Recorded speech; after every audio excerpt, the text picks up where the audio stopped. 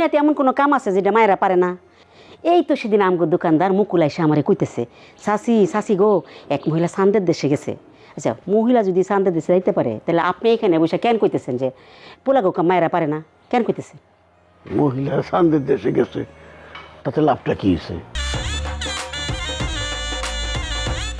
কি হইল? এমন থুম ধরে বই রয়েছেন কেন? না, থুম ধরে আর কি, জামাইটারে দেখে মনের মধ্যে কেমন জানি হাহাকার করে উঠতেছে। আমা, জামাইরে দেখে আপনার মনের মধ্যে হাহাকার করতেছে কেন? কেন করতেছে ওইটাই তো তুমি বুঝলা না। জামাইয়ের মতো যদি আমার একটা পোলা থাকতো। হয়েছে, পোলা পোলা করতে করতে 5 মাসটা মাইয়া হয়েছে, আর পোলা পোলা করেন না তো। ঠিকই কইছ। এখন পোলা পোলা কইরে আর কি লাভ?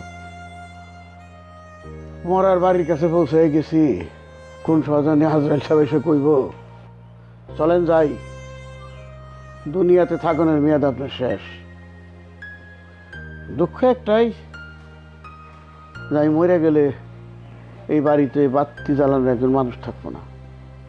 কেন? আপনার মায়েরা আছে না, ওরা তো সারা জীবনই আসবো। পোলাগো কাম কি আর মায়েরা পারে? পারে না। মায়েরা কেন পোলাগো কাম করতে পারে না? দুনিয়াতে এমন কোনো কাম আছে যেটা মায়েরা পারে না? এই তো সেদিন আমগো দোকানদার মুকুল এসে আমারে কইতেছে, চাচি চাচি গো, এক মহিলা চান্দের দেশে গেছে।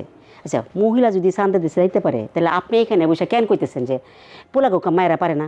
কেন কইতেছে? মহিলা চান্দের দেশে গেছে, তাতে লাভটা কি হয়েছে? তারা কি বাপের সম্পত্তি পাহারা দিয়ে রাখা পারে? পারে না।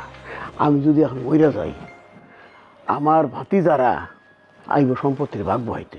খালি ভাতিজারা না, আত্মীয় স্বজন আরও আইব সম্পত্তির ভাগ নেওয়ার জন্যে। আজকে সে পোলা থাকতো, পারতো সম্পত্তির ভাগ বহাইতে? পারতো না। আচ্ছা, যাগো পোলা নাই তাগো সব সম্পত্তি মায়েরা পায় না কেন? ওটা আমার জিগাও কে? সরকারের জিগাও, সরকারের আইন। ঘরের স্বামী কথা শুনে না, আবার শুনবো সরকারে। সরকারকে গিয়ে কিছু কমু না? আচ্ছা, না বসে নাকি তখন জানতো, গিয়া দেখেন বাইরে কি হইতেছে, জান যত সব চিন্তা। মায়েরা পোলাগো কাম পারে না, দুনিয়ার সব কামই মায়েরা করতেছে, আর মায়েরা তো দুর্বল।